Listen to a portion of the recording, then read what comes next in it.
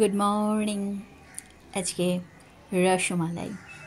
তোমরা সবাই জানো রসমালাই বানাতে, কিন্তু আমার স্পেশাল রসমালাই, মানে আমি হচ্ছি ফাঁকিবাজ, সেটা তোমরা সবাই জানো। তা ভিনিগার দিয়ে ছানাটাকে কাটিয়ে নিয়েছি, একদম অল্প দুধ, ওই একটা প্যাকেটের দুধ নিয়েছি। তারপরে ছানাটাকে ভালো করে ছেঁকে জল দিয়ে ধুয়ে তারপর ছানাটাকে চিপড়িয়ে জলটা ফেলে দিয়েছি। একটুও বাটির গায়ে লেগে থাকা যাবে না, কারণ আমি একটু কিপটে আছি, তো তাই সবটা নিয়ে নিয়েছি। তা ভাগ্যিস আমি কিপটে। তা যাই হোক, তা সমস্তটা নিয়ে ওটাকে জলটা পার করছিলাম। প্রচণ্ড গরম লাগছিল, মানে আমি তো একদম কাজ ফাজ অত জানি না, তাই সেই জন্য। আর বারবারই দেখছিলাম ক্যামেরাটায় আমাকে দেখা যাচ্ছে কি না, কারণ এরকম অ্যাডজাস্ট ঠিকঠাক হচ্ছিল না আর কি। যাই হোক, তা রসমালাই খেতে কার কার ভালো লাগে সেটা কিন্তু কমেন্ট করে জানিও।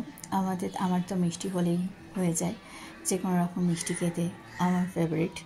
তারপরে এটাকে একটুখানি রেখে দিয়েছিলাম যাতে ঠান্ডা হয় আর জলটা পুরোটা চড়ে যায়, সেই জন্য মিনিট 10-15 রাখার পরে তারপরে এটাকে নিয়ে এসেছি।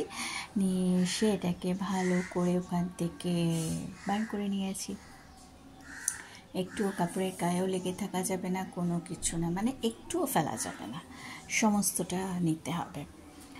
সমস্তটা নিয়ে ওখানে ভালো করে তারপরে একটু ময়দা নিয়েছি। ময়দার জায়গাটা দেখানো হয়নি, ওটা আর কি বোধহয় ডিলিট হয়ে গেছে ওই জায়গাটা। 1 চামচ মতো ময়দা নিয়েছি, আর দিয়ে ভালো করে ওটাকে ম্যাশ করছিলাম বেশ ভালো করে, অনেকক্ষণ ধরে ওটাকে মাখতে হবে। মাখাটা হচ্ছে কি আসল, যাতে ফ্লাপি বেশ বড় বড় হবে, ফুলবে ব্যাপারটা মাখাটার ওপরে। যদিও আমার মাখাটা অতটা ভালো হয়নি দেখে ছোটো ছোটোই রয়ে গিয়েছিল, কারণ আমি ফটাফট করছিলাম, তো ধৈর্য ধরে কাজ করতে তো আমার আসে না। তা যাই হোক, এরকমভাবে অনেকক্ষণ ধরে মাখলে পরে তাহলে ওই জিনিসটা ছোটো থেকে আস্তে আস্তে যখন রসে পড়বে ওটা বড় হয়ে যাবে। তারপরে এই যে গুঁড়ো দুধটা ওর মধ্যে ঢেলে দিয়েছিলাম, ঢেলে দিয়ে ওটাকে ভালো করে গুঁড়ো দুধ দিয়ে আবার একবার করে মেখেছি বেশ করে সুন্দর করে।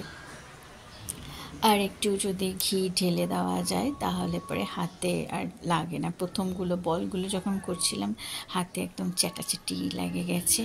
তারপরে একটুখানি ওটা যতক্ষণ বেশি করে করলে পরে ওই তেলটা বেরিয়ে আসতো, বাট আমি তো বেশিক্ষণ করিনি, সেই জন্য হালকা হাতে একটুখানি ঘি দিয়ে ওইগুলো গোল গোল বলগুলো শেপ করে নিয়েছি। দেখো, যখন করছিলাম দেখতে পাবে হাতের মধ্যে আমার লেগে গেছে, কিছুতেই হাত থেকে ছাড়াতে পারছিলাম না, মানে ওটা একটু ভালোভাবে মাখতে হতো তাহলে ছেড়ে আসতো। তাই যাই হোক, কতগুলো ওই গোটা 10-12 মতন হয়েছিল, সেগুলোকে ভালো করে বলগুলো তৈরি করেছি। বাবা, আমার কাঠবিড়ালি দেখা যাচ্ছে। বাবা, কতগুলো কাঠবিড়ালি, উরি বাপরে। তা ভালো করে গোল গোল গোল গোল গোল গোল করেছি, যে কটা পেরেছি। আর হাত ভর্তি হয়ে গেছে, হাতগুলোকে তারপরে পরিষ্কার করেছি। কেমন লাগছিল হাতের মধ্যে? আমার মতো রসমালাইটা যারা বানাওনি তারা ট্রাই করো, বেশ টেস্টি, খুবই ভালো। তারপরে ওই ছানার বাটিতে করেছি দেখে বাটিটা পুড়ে গেছে, ওগুলো চিনির রস করেছি। তারপরে টাটকা গোলাপের ফুলগুলোর পাপড়িগুলো নিয়েছি, সেগুলোকে ভালো করে ধুয়ে ওই মিষ্টির যে চিনির শিরাটা করছিলাম তার মধ্যে এই গোলাপের পাপড়িগুলো দিয়ে দিয়েছি, একটা ভালো স্মেল আসবে। বাটিটা পুড়ে গেছে, ছানার বাটিটার মধ্যেই করেছি, আবার সেই বাটিটার মধ্যেই আবার দুধ জাল দিয়েছি, দুধটা করবো দেখে। আর একটুখানি ফ্রুট কালার মিশিয়েছিলাম, আর মিল্কমেড দিয়েছি। মিল্কমেডের কৌটোটা কিছুতেই খুলতে পারছিলাম না, যতটুকু খুলেছি তাই চেপে চেপে ওর মধ্যে ফেলছিলাম, খুলতে গেলেই ধপাস করে সব পড়ে যাবে, সেই জন্য বেশিটা খুলিনি, ওইটুকুর মধ্যে খুলে খুলে মিল্কমেডটা দিয়েছি। আর একটু বেশ করে চিনি দিয়েছি কড়া কড়া করে, বেশ মিষ্টিটা ভালো হলে খেতে মজা আসবে। মিষ্টিটা ভালো করে দিয়েছি, দিয়ে ভালো করে নাড়িয়েছি, আর কালারটা ফ্রুট কালার দেওয়াতে একটা ইয়েলো ভাব এসেছে, বেশ সুন্দর লাগছে দেখতে। আমার কাছে তো কেশর ছিল না, কেশর থাকলে পরে কেশরটা দিলে পরে কালারটা ওরকম আসতো। যেহেতু কেশর ছিল না সেজন্য ফ্রুট কালার দিয়েই কাজটা চালিয়ে নিয়েছি। আর বাকি যে আমুলের প্যাকেটটা দুধটা ছিল, একটা প্যাকেট দিয়ে কাজ সেরেছি। হ্যাঁ, সেই বাকিটা আবার এখানে দিয়েছি। দিয়ে ওটাকে জাস্ট অল্প দুধ ছিল বলে এক প্যাকেটের মধ্যে কাজ সেরেছি, বাকিগুলো আবার অন্য কাজে লাগাবো।